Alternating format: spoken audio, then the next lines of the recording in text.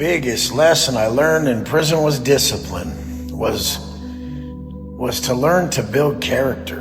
And that's just when nobody's around, who are you? So when I was in a cell by myself, nobody's rolling up, nobody's coming to save me. Would I sit there and cry in my dirty underwear and be a fucking loser? Or would I get up, bird bath, read my book, massacre a workout like there was a fucking coliseum of people watching me, clean all my shit, get everything perfect, enjoy my lunch, massacre another workout like fucking everybody had to watch this bad motherfucker. You know, when I used to walk in a prison block, or I would fucking just even be in my cell, I would just instinctively think about everybody's gonna have to watch me win over the next few years. They're just gonna watch me get more and more jacked. They're gonna watch me get better and better. They're just gonna have to watch.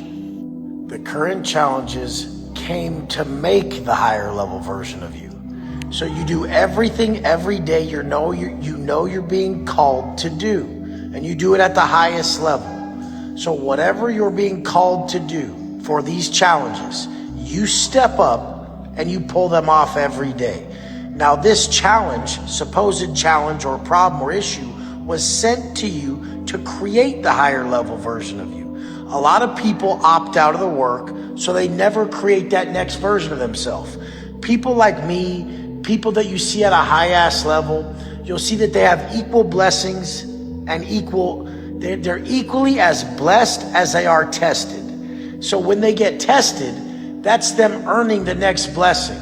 The test came, and the test is actually what the blessing is, because that's when the character is instilled. I've always been about personal development. It's the only way I can get through my day, because personally, I've had the worst demons and the strongest urges and desires to overcome of any man I've ever known. So that's why the cornerstone of everything to me is personal development. And that's why I don't look up to people and can't learn from people who haven't been through shit. Biggest lesson everybody needs to learn is bet you can't have a good day even when shit ain't going your way, motherfucker. I bet you can't elevate past this supposed problem. I mean, test days were always the best days in my eyes. Showed me what I needed to work on. If something was really bothering me, well, hey, that was a sign. That was a sign that, fuck, can't let that fucking happen. Can't let that bother me. Can't let that get to me. And as long as you're fucking breathing, you need to be grateful for your fucking life. So don't let not one day put you in a low frequency state. Because if you do, you ain't gonna see those opportunities.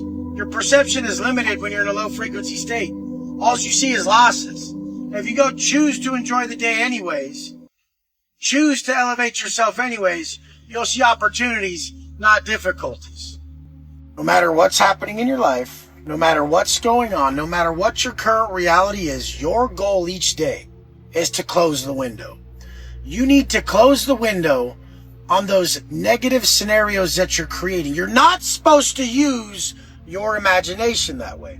You're only supposed to imagine the most grand scenarios taking place.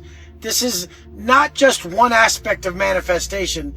I mean, it's the only way we're supposed to live and be conducive towards creating the reality that's optimal for us, our desired reality. You're never supposed to imagine the scenarios that you don't want to come into fruition. The mind is that powerful that the second you start imagining a negative scenario, the universe starts conspiring to make that a reality. You need to stop it right away, even if it's for other people. Because if you start to create negative scenarios for other people, you habitually construct pathways that make it easier for you to create them for yourself. The biggest thing you guys got to understand is your habits. You got to understand how your habits affect your frequency, the way you habitually think, the way you habitually act. That affects your frequency, okay?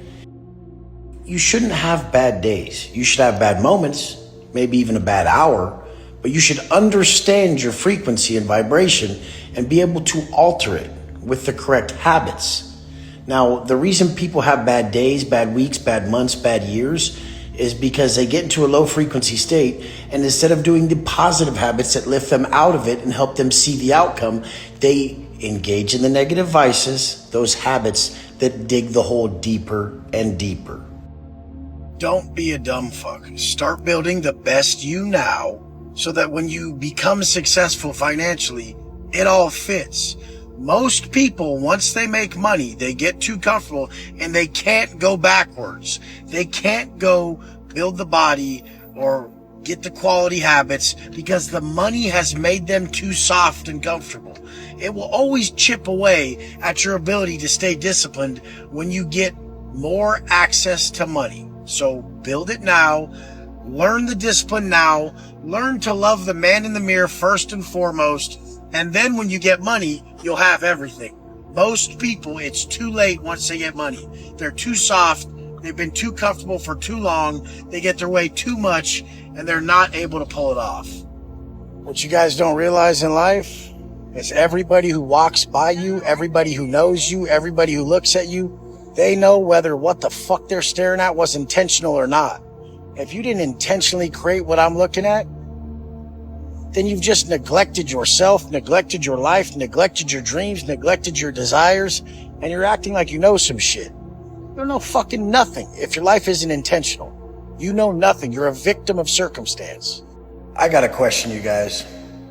Is there a reason that you very average men don't understand how fucking average you are? Do you guys not get it? You guys are plain as fuck. Look like your mama dressed you. You're scared as fuck to have any style. You have no confidence, we can tell, because you don't make any choices out of the box that you were shaped in by your fucking average ass mommy and daddy. I mean, you're just not a man of your own. We can tell. Imagine going your whole life and never doing nothing dope as fuck. Imagine being so fucking stupid. You're not even willing to risk the life that you don't even like for the life of your dreams. You motherfuckers don't even like your current position, yet you're still scared to take the risk and fucking go all in on that life you want and become that individual that you always wanted to be. That is this most sickeningest pussy fucking mindset I've ever seen in my life. It's very easy now to understand that we attract what we are, not what we want. And what you are in that moment is what you attract. So it's not in totality.